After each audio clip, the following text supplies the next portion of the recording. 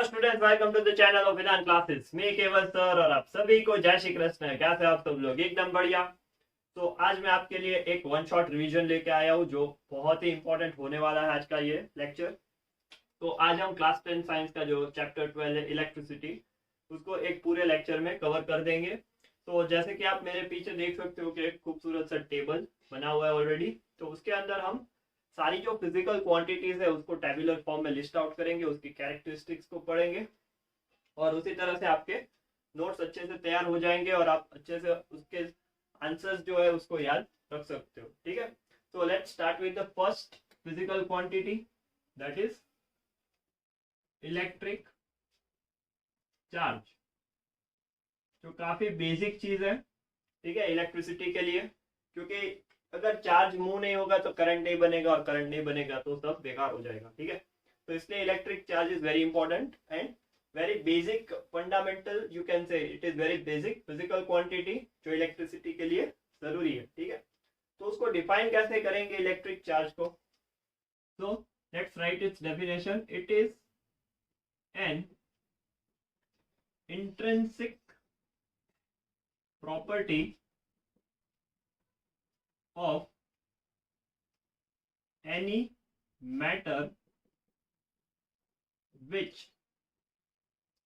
causes it to experience a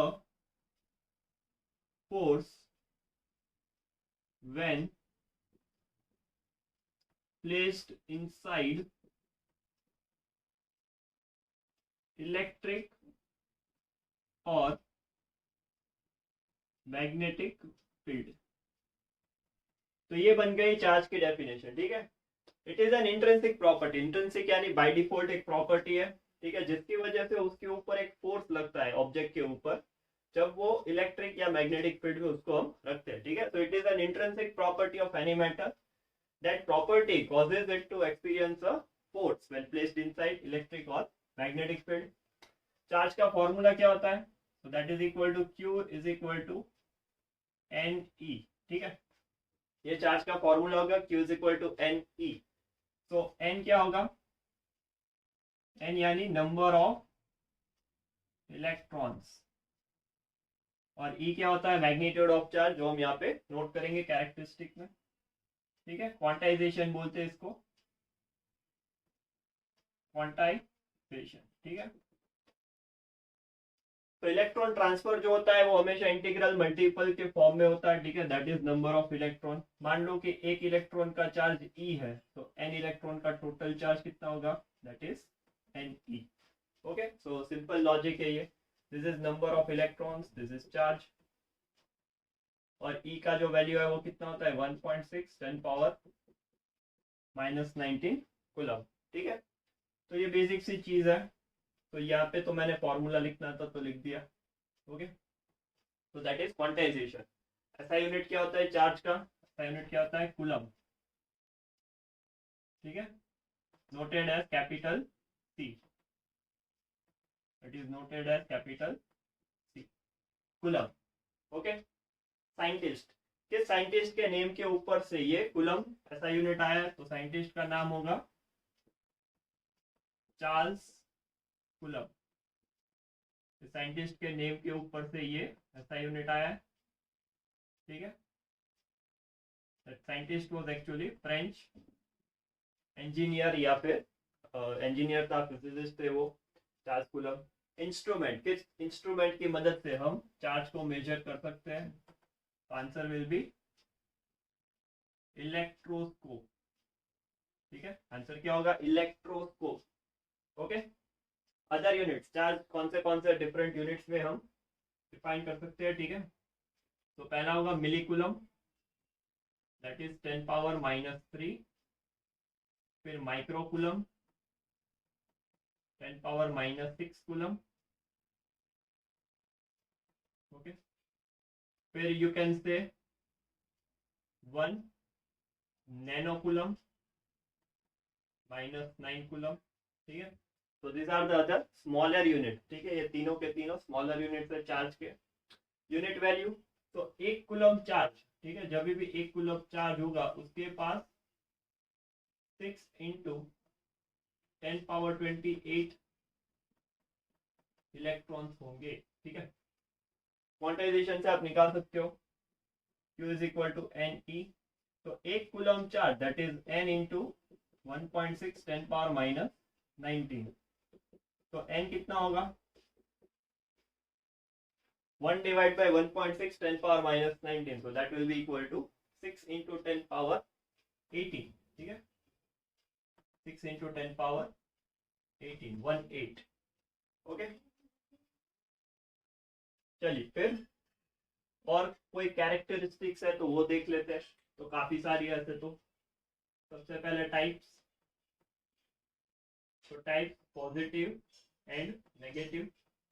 तो charge है वो दो टाइप के होते हैं, एक पॉजिटिव चार्ज होता है, नेगेटिव चार्ज होता है। पॉजिटिव चार्ज को हम प्रोटॉन बोलते हैं, नेगेटिव चार्ज को हम इलेक्ट्रॉन बोलते हैं, ठीक है। फिर नेचर,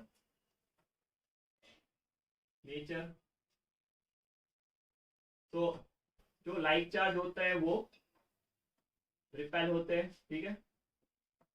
अनलाइक चार्ज यानी प्लस माइनस, तो वो अट्रैक्ट होंगे। तो ये हो गया नेचर, ये भी आप मेंशन कर सकते हो। देन वेरी इंपॉर्टेंट, यहाँ पे मैंने बोला था ई क्या है, so that is magnitude of charge. So that is E is equal to 1.6 into 10⁻−19 coulomb. तो that is magnitude of charge. एक इलेक्ट्रॉन या एक प्रोटॉन का चार्ज इतना होता है, इसलिए उसको फंडामेंटल वैल्यू बोलते हैं, magnitude of charge that is 1.6 into 10⁻−19 coulomb, ठीक है। एग्जांपल्स देख लो, ये फ्रिक्शन की वजह से जनरेट होते हैं, काफी इंपॉर्टेंट एग्जांपल्स रहते हैं ये। तो पहला है ग्लास और सिल्क का, ठीक है। तो जब इन दोनों को आप रब करोगे, ग्लास रॉड को सिल्क से रब करोगे, then glass will acquire positive charge, silk will acquire negative charge, ठीक है। सिल्क क्लॉथ में नेगेटिव होगा, ग्लास में पॉजिटिव होगा। अभी अगर देखो इसको प्लास्टिक रॉड को वुल से रब करो, तो plastic will acquire negative charge and wool will acquire positive charge. ये काफी इंपॉर्टेंट या बेसिक एग्जांपल्स रहते हैं, ठीक है, जिसमें से क्वेश्चंस बन सकते हैं। तो यहाँ पे देखो पूरा चार्ज का कंसेप्ट मैंने क्लियर कर दिया, ओके। फंडामेंटल फिजिकल क्वांटिटी जो है इलेक्ट्रिक चार्ज, ठीक है, उसका नोटेशन, डेफिनेशन, फॉर्मूला, ऐसा यूनिट, साइंटिस्ट का नाम, इंस्ट्रूमेंट, कोई भी डिफरेंट यूनिट्स है वो, okay. And unit value that is 1 coulomb is having 6 into 10⁻18 electrons. और भी 4 कैरेक्टरिस्टिक्स, टाइप्स है, नेचर है, मैग्नीट्यूड एग्जांपल है, ठीक है। तो कंजर्वेशन ऑफ चार्ज एक और बात यहाँ पे रहती है, तो मैं वो यहाँ पे नोट कर देता हूँ, ठीक है। It also follows the conservation of charge. Conservation of charge is nothing but it is charge can neither be created nor be destroyed, वो सिर्फ ट्रांसफर होता है एक में से दूसरे में, ठीक है। So I hope this first fundamental physical quantity, ठीक है, first physical quantity not fundamental, but physical quantity related to electricity is clear. Now let's switch to the second, that is electric current, okay, electric current। चलिए तो देखते हैं, तो electric current की definition क्या होगी। सबसे पहले इसका notation that is capital I. तो इसकी डेफिनेशन क्या होगी, इसकी डेफिनेशन होगी the amount of charge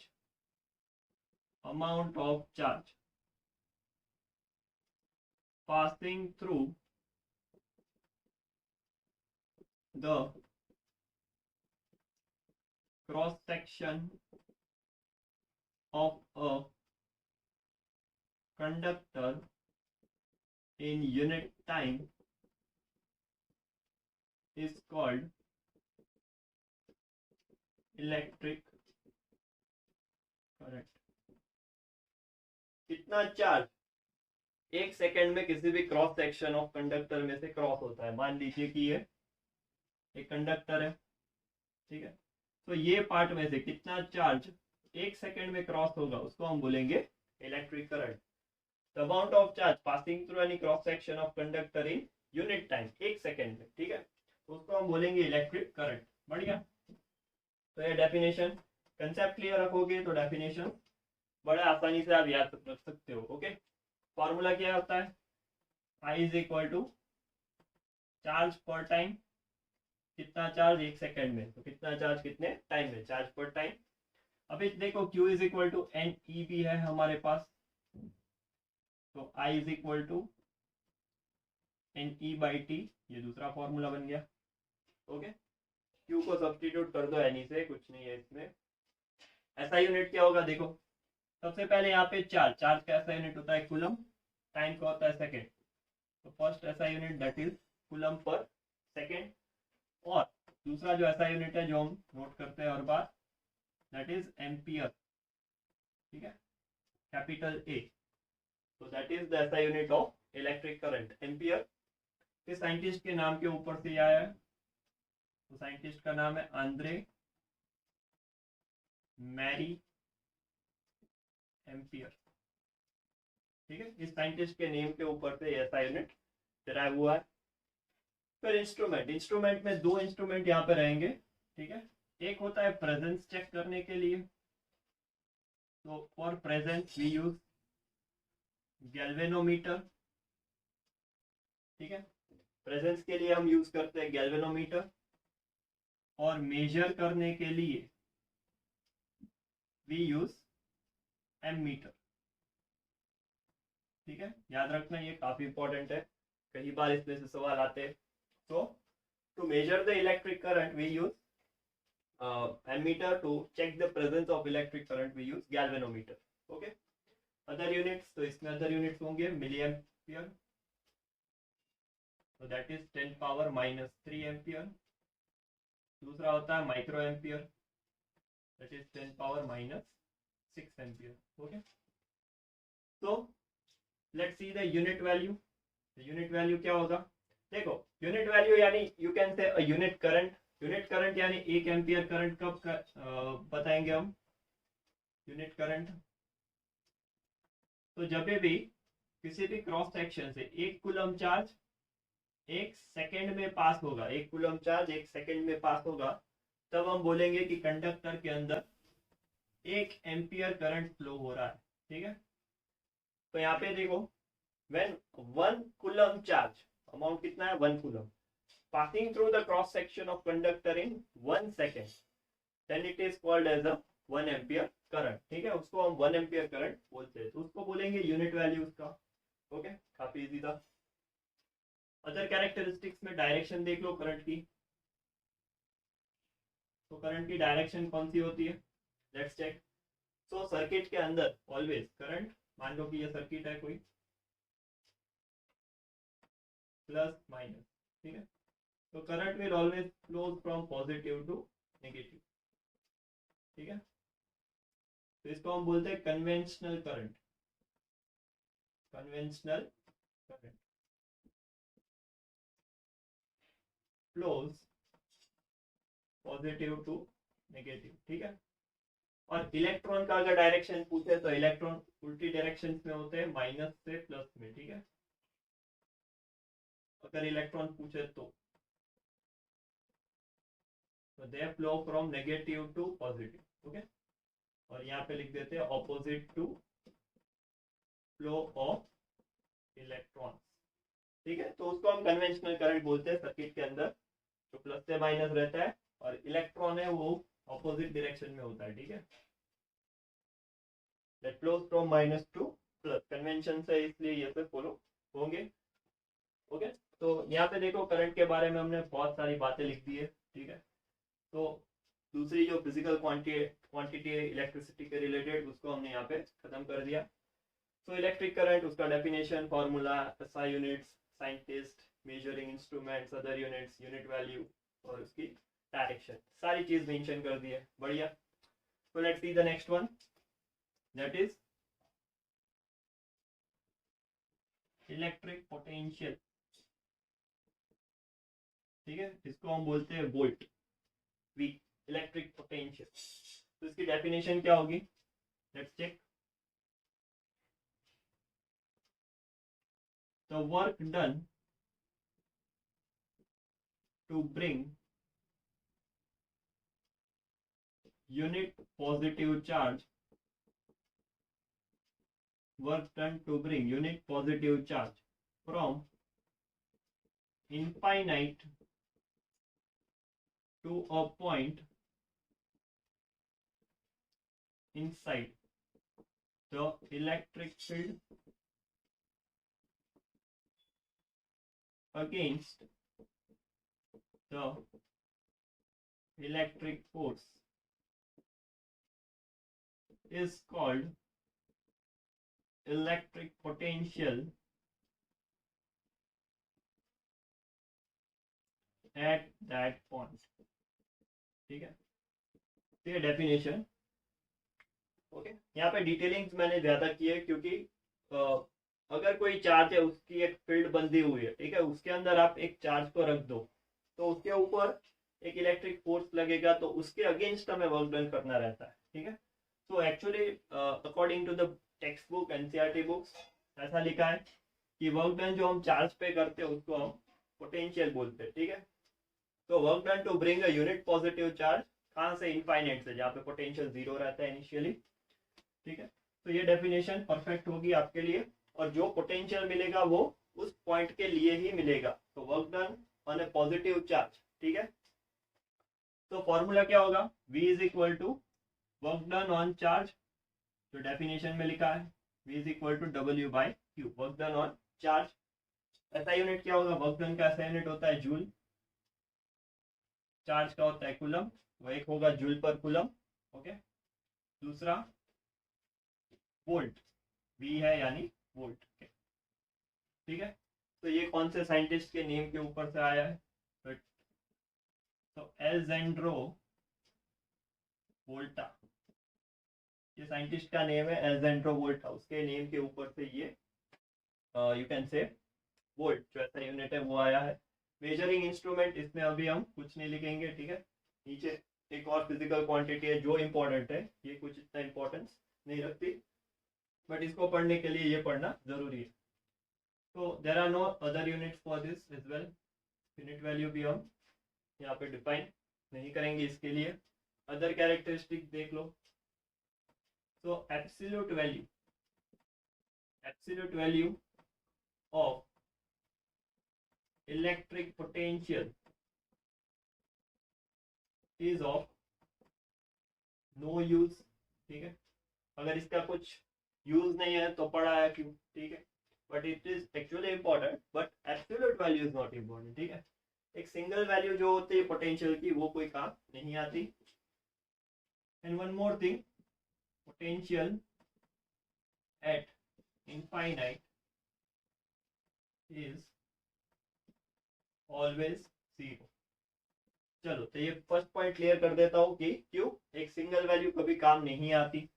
मान लीजिए कि यहाँ पे हमारे पास एक क्यू चार्ज है और दो जगह का हमें पॉइंट ए और पॉइंट बी लोकेशन दिया है। मान लीजिए कि यहाँ पे पोटेंशियल 5 वोल्ट है। ओके, पोटेंशियल 5 वोल्ट है, यहाँ पे पॉजिटिव चार्ज है हमारे पास। तो ये किस डायरेक्शन में मूव करेगा, सोचो, ए की तरफ जाएगा या बी की तरफ, सोचो, सोच लिया, कर लिया प्रिडिक्ट। तो देखो, अभी हमारे पास एक ही पोटेंशियल है। ठीक है, एब्सोल्यूट वैल्यू है, एक सिंगल वैल्यू से हमें पता नहीं लगेगा। अगर मान लीजिए कि हमारे पास यहाँ पे 10 वोल्ट पोटेंशियल है, तो वो चार्ज है वो लेफ्ट साइड चला जाएगा 5 वोल्ट की तरफ, क्योंकि चार्ज जो पॉजिटिव चार्ज होता है वो हमेशा हाई पोटेंशियल से लो पोटेंशियल की तरह ही फ्लो करेगा। ठीक है, अगर मान लीजिए कि यहाँ पे मैं 3 वोल्ट रख दूं तो ये चार्ज इस तरफ लो होगा, क्योंकि अब ये लो हो गया, ये हाई हो गया।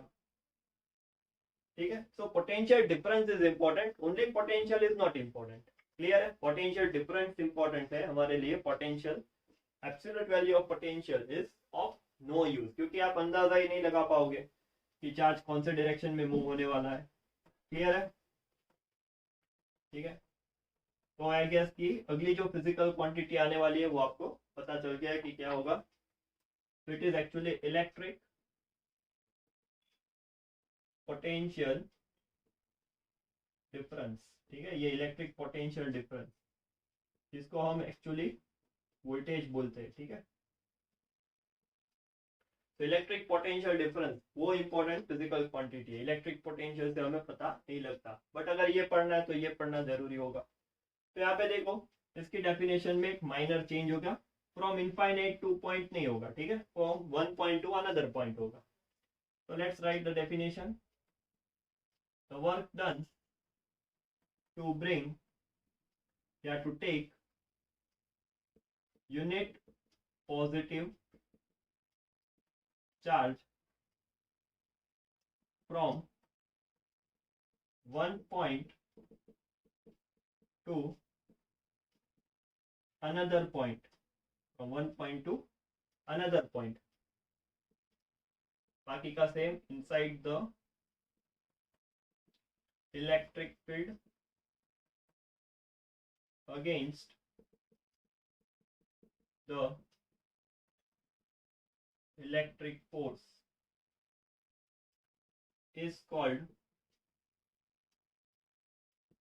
Electric potential. ये क्या है? इलेक्ट्रिक पोटेंशियल डिफरेंस किसके बीच?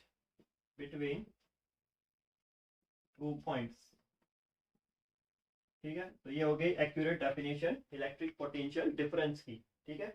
यहाँ पे वन पॉइंट से अनदर पॉइंट को हमें अनदर पॉइंट पे हमें चार्ज को मूव करना है, तो उसके लिए जो वर्क डन लगता है उसको हम पोटेंशियल डिफरेंस बोलेंगे बिटवीन दोस टू पॉइंट। तो बाकी का जो है सेम रहेगा क्योंकि ये सिर्फ डिफरेंस है। सो डेल्टा वी, डेल्टा इसलिए लगा है क्योंकि चेंज है, ठीक है, डिफरेंस है। तो वर्क डन ऑन चार्ज, ऐसा यूनिट सेम रहेगा, जूल पर कूलम। वोल्ट, साइंटिस्ट का नेम अल्जेंड्रो वोल्टा। अभी देखो मेजरिंग इंस्ट्रूमेंट जो रहेगा वो रहेगा वोल्ट मीटर, ठीक है। तो volt meter will measure the electric potential difference. एक और बात याद रखना, volt meter is always connected in parallel, ठीक है, सर्किट में हमेशा पैरेलल लगाएंगे। और ये जो, ठीक है, यहाँ पे देखो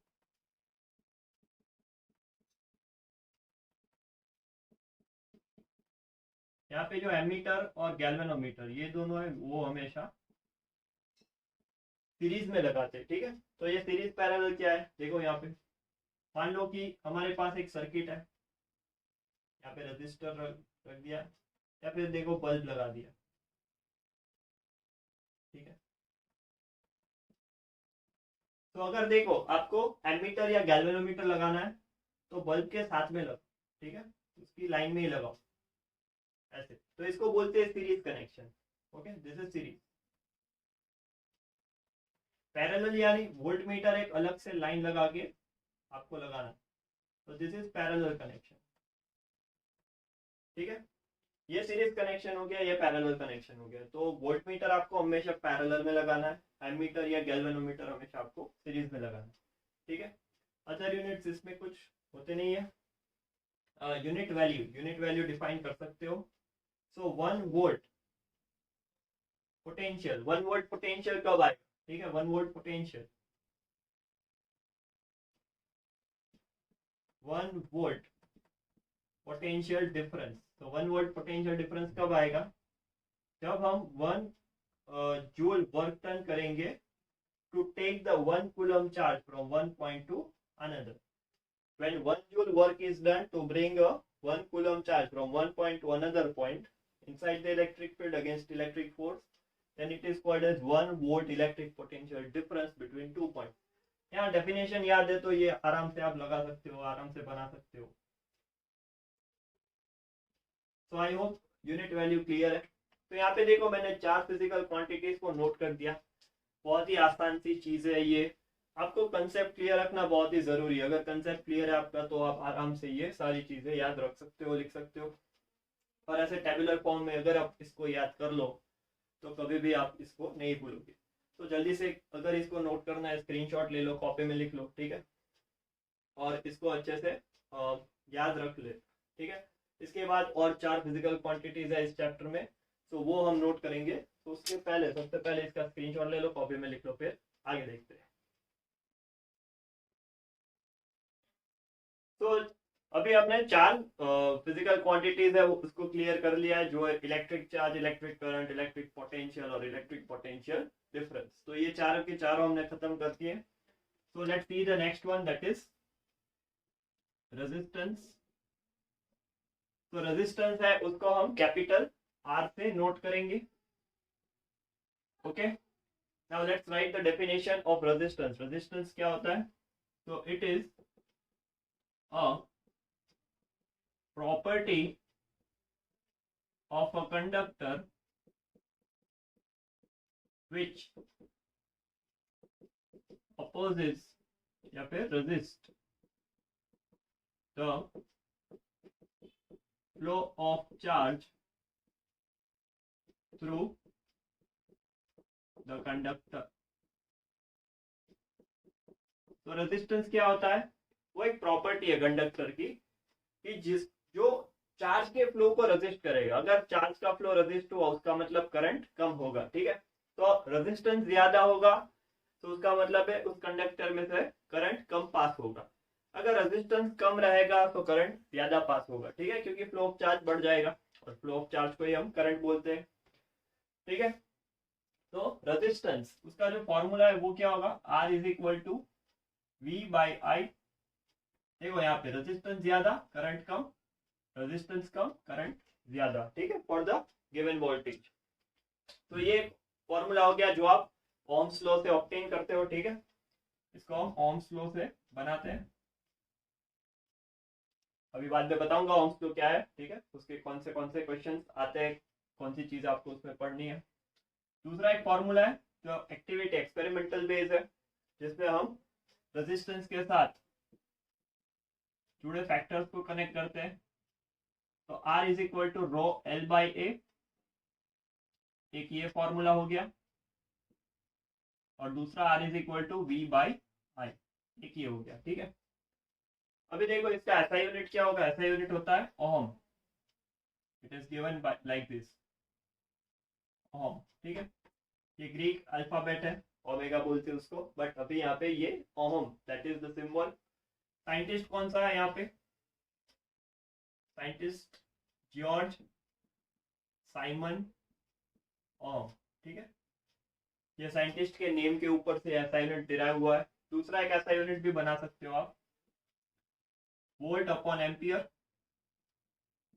क्योंकि वोल्टेज है, पोटेंशियल है, वो हम वोल्ट में मेजर करते हैं और करंट हम एम्पियर में मेजर करते हैं। तो दूसरा जो ऐसा यूनिट रहेगा वो रहेगा वोल्ट अपॉन एम्पियर। दूसरे को यूनिट्स इसमें स्मॉलर बिगर यूनिट्स ऐसे होते हैं, बट अभी यहाँ पे मेंशन करना इंपॉर्टेंट नहीं है, ठीक है। यूनिट वैल्यू इससे बना सकते हो आप। When 1 volt potential difference is applied across a conductor and 1 ampere current is flowing through that conductor. When 1 volt potential difference is applied across a conductor and 1 ampere current is flowing through that conductor, then resistance of the conductor is said to be 1 ohm, ठीक है। Resistance क्या बनेगा? 1 ohm। Clear? इतना simple था ये। Other characteristics देख लेते हैं। इसमें पहली चीज आप याद रख सकते हो, सिंबल। तो सिंबल क्या होता है रेजिस्टेंस का? ऐसा, ठीक है। एक होता है वेरिएबल रेजिस्टेंस, ठीक है, यहाँ पे लिख देता हूं, वेरिएबल रेजिस्टेंस, जिसको आप रियोस्टेट भी बोल सकते हो, ठीक है। वेरिएबल रेजिस्टेंस यानी क्या होता है कि सर्किट की सारी कंडीशंस को कांस्टेंट रख दो और आपको रेजिस्टेंस की वैल्यूज को चेंज करना है, ठीक है। So that is actually called as resistance box, rheostat. इसका जो सिंबल रहता है वो ऐसे रहेगा। रेजिस्टेंस का सिंबल बनाओ पहले और एक ऐसे एरो बनाओ, या तो फिर ऐसे सिंबल बनाओ और ऐसे। तो these are the two symbols that we use actually, ठीक है। इसके बाद जो सर्किट की सिंबल्स है मैं आपको वो एक्सप्लेन कर दूंगा, उसमें ये कवर हो जाएगा, ठीक है, वेरिएबल रेजिस्टेंस। तो अभी दूसरी कैरेक्टरिस्टिक्स पे आते हैं। तो the other characteristics are factor, इसके ऊपर रेजिस्टेंस डिपेंडेंट रहता है, ठीक है। तो चार फैक्टर मैं आपको बताऊंगा, तीन यहाँ पे देखो, तीन यहाँ पे। First is length of wire या फिर length of conductor. Second A यानी cross sectional area. Third rho, यहाँ पे रो क्या है, रो दैट इज रेजिस्टिविटी, जो हम यहाँ पे अभी लिखने वाले हैं, that is resistivity rho. Okay,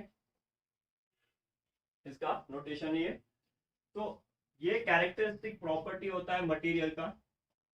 तो third is nature of material. और फोर्थ जो फैक्टर रहता है, ठीक है, fourth factor that is temperature. ठीक है, टेम्परेचर अभी यहाँ पे हमें पढ़ना नहीं है क्योंकि वो हायर क्लास में आता है। ठीक है, जब आप क्लास 12 में जाओगे और सेम चैप्टर पढ़ोगे वहां पे डिटेल में, अभी टेम्परेचर का इफेक्ट आपको अच्छे से समझ में आएगा। Okay, let's see the next that is materials. अभी देखो मटेरियल्स जो होते हैं, ठीक है, मटेरियल्स उसमें गुड कंडक्टर, तो उसके पास लो रेजिस्टेंस रहता है। फिर पुअर कंडक्टर, उसके पास हाई रेजिस्टेंस रहता है। फिर तीसरा इंसुलेटर, उसके पास वेरी हाई रेजिस्टेंस रहता है। ठीक है, वेरी हाई, बहुत ज्यादा, तो ऑलमोस्ट कोई करंट पास नहीं होता उसमें इंसुलेटर में से। ठीक है, और लास्ट एक पॉइंट लिख देता हूँ, एप्लीकेशन, बहुत सारे पॉइंट लिख दिए यहाँ पे। तो कार्बन रेजिस्टर्स जो रहता है वो प्रैक्टिकली अभी इलेक्ट्रॉनिक सर्किट्स में यूज होते हैं। तो carbon resistors are widely used in electronic circuits. ठीक है, तो कार्बन के बने होते हैं छोटे छोटे। ओके, सो ये खत्म कर दिया रेजिस्टेंस, बहुत सारे पॉइंट्स लिख दिए, नोटेशन हो गया, डेफिनेशन, फॉर्मूलेज, ऐसा यूनिट, साइंटिस्ट का नेम, यूनिट वैल्यू को कैसे डिफाइन करते हैं वो मैंने बताया। फिर सिंबल क्या है, फैक्टर्स क्या है, मटेरियल्स क्या है, और एप्लीकेशंस क्या है। यहाँ पे बहुत सारे पॉइंट्स बन गए रेजिस्टेंस के। So let's see the next one that is resistivity. तो देखो रेजिस्टिविटी क्या होता है, उसकी डेफिनेशन क्या होगी, इट इज अ कैरेक्टरिस्टिक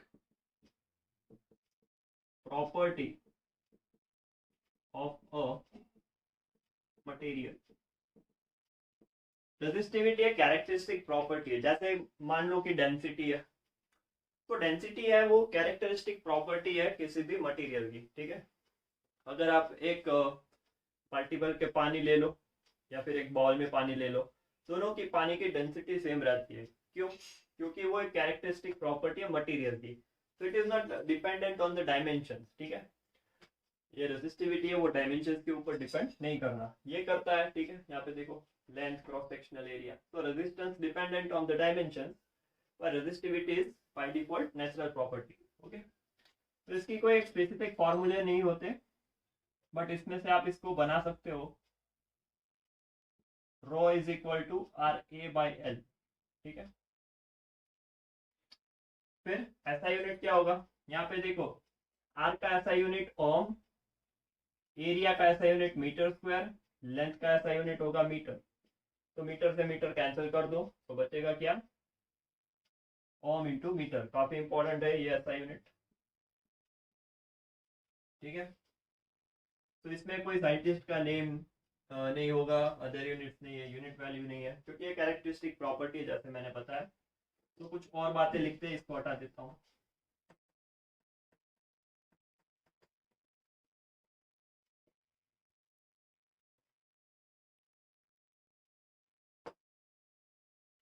चलिए, तो अभी सबसे पहला पॉइंट फैक्टर्स लिख देते हैं।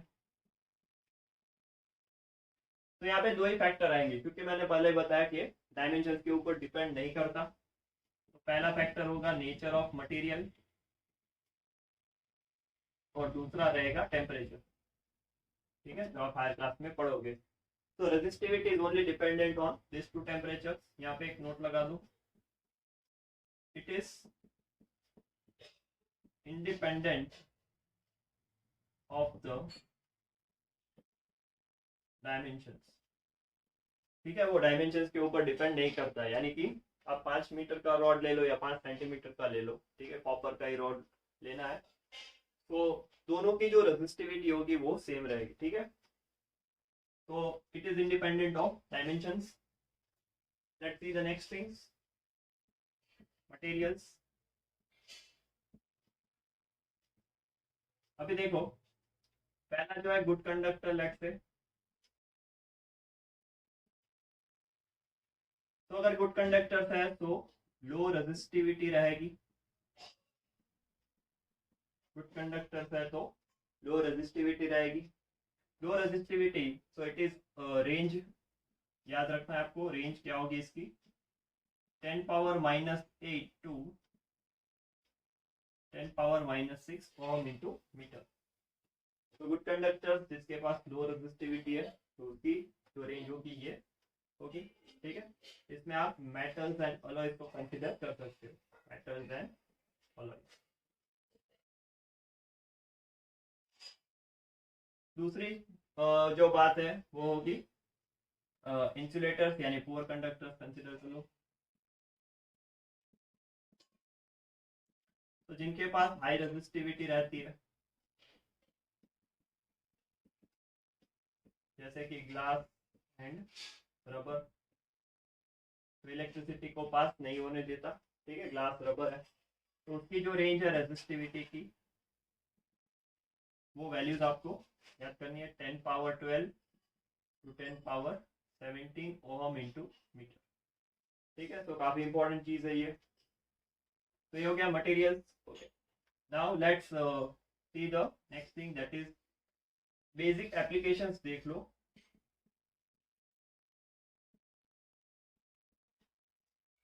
सबसे पहले देखो हीटिंग डिवाइस जो रहते हैं, हीटिंग डिवाइसेस, ठीक है, जैसे कि टोस्टर हो गया, इलेक्ट्रिक आयरन हो गया, ठीक है, तो जो भी सारे इलेक्ट्रिक डिवाइस है, इलेक्ट्रिक हीटर हो गया, तो ये जो इसकी जो सर्किट रहती है उसके अंदर हम अलॉयज को यूज करते हैं, ठीक है, मेटल्स को नहीं करते, अलॉयज को करते हैं। इसके पीछे एक रीजन है कि it does not get oxidize easily at high temperature. जब टेम्परेचर ज्यादा होगा तब ये ऑक्सीडाइज नहीं होता है अलॉय, ठीक है, और वो जो डिवाइस रहती है उसको गर्म करते रखता है, ठीक है। तो हीटिंग डिवाइस जो भी होती है उसमें अलॉय यूज होते हैं, क्यों अलॉय यूज होते हैं, because it does not get oxidize easily at high temperature, ठीक है। दूसरी चीज देख लेते हैं, यू कैन से कि जो इलेक्ट्रिक वायरिंग रहते हैं, ठीक है, इलेक्ट्रिक वायरिंग, तो बेसिकली जो भी सर्किट रहते हैं उसमें वायरिंग जो होती है वो किसके बने होते हैं, कॉपर एंड एल्यूमिनियम, ठीक है। तो जो भी वायरिंग्स होते हैं वो कॉपर एंड एल्यूमिनियम के बने रहते हैं, ठीक है, तो हमें ये सारी चीजें पता है। और लास्ट में एक और जो बल्ब रहते हैं, ठीक है, बल्ब के अंदर हम किसको यूज करते हैं पता है सबको, इलेक्ट्रिक बल्ब। तो इलेक्ट्रिक बल्ब में हम टंगस्टन का यूज करते हैं, which is having very high melting point, ठीक है। तो ये एप्लीकेशन हो गई। तो आई होप इतनी चीजें क्लियर है, रेजिस्टेंस एंड रेजिस्टिविटी की जो भी सारी बातें मैंने यहाँ पे बताई, सारे के सारे पॉइंट्स कवर हो चुके हैं यहाँ पे, तो आप इजीली रिवाइज कर सकते हो इन सारे पॉइंट्स को। तो अगर नोट करना है जल्दी से इसका स्क्रीनशॉट ले लो, कॉपी में लिख लो। फिर दो और फिजिकल क्वांटिटीज है, इलेक्ट्रिक एनर्जी और इलेक्ट्रिक पावर, उसको आगे देखते हैं, तो उसके पहले इसका स्क्रीनशॉट ले लो, फिर नेक्स्ट देखते हैं। तो चलिए अभी सेवेंथ फिजिकल क्वांटिटी आगे देखते हैं, जो है इलेक्ट्रिकल एनर्जी। इलेक्ट्रिकल एनर्जी, तो इलेक्ट्रिकल एनर्जी हम किसे बोलते हैं,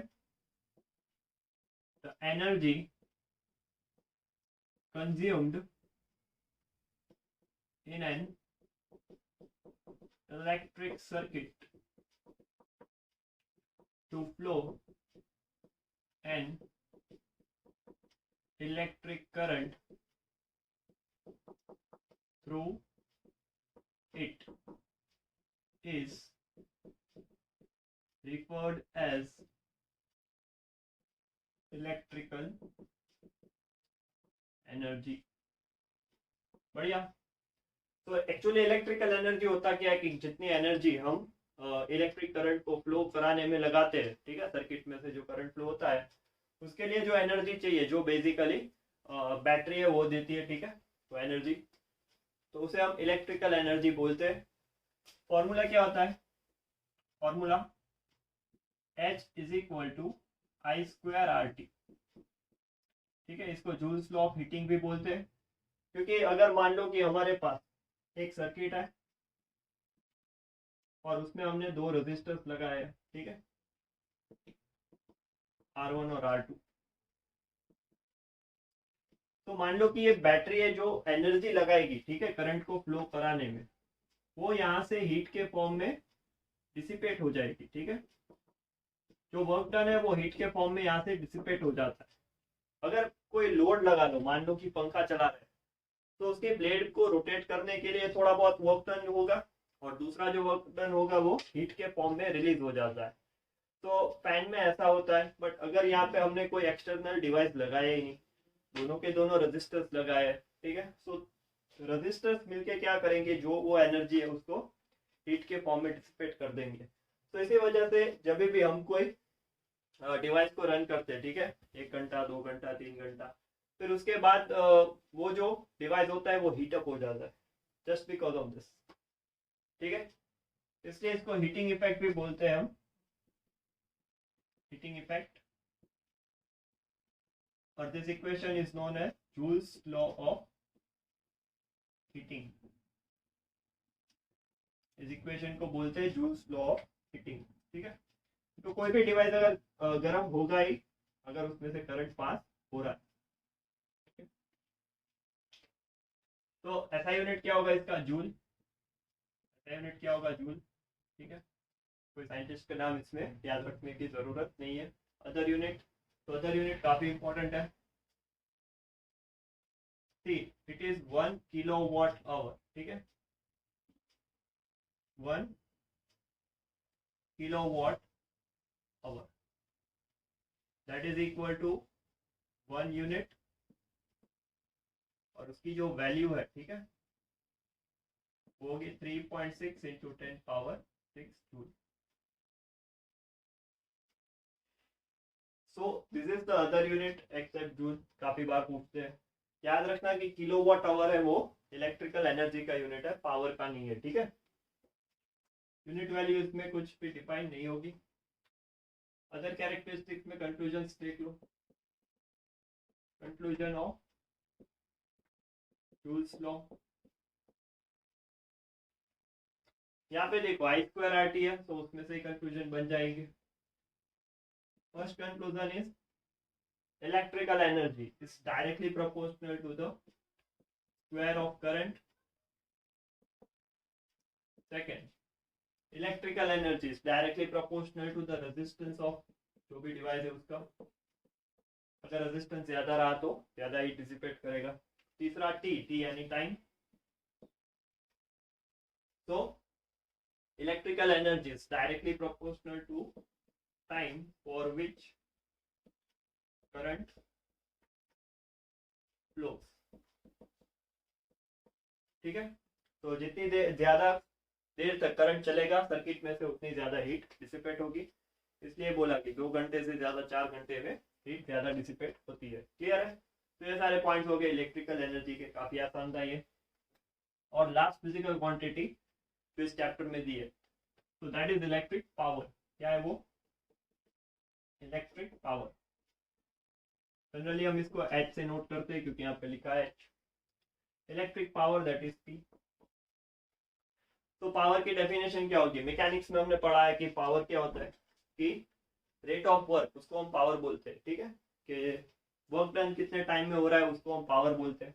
तो यहाँ पे वर्क डन नहीं, हमारे पास क्या है? वर्क डन के फॉर्म में हीटिंग इफेक्ट है, यानी इलेक्ट्रिकल एनर्जी है।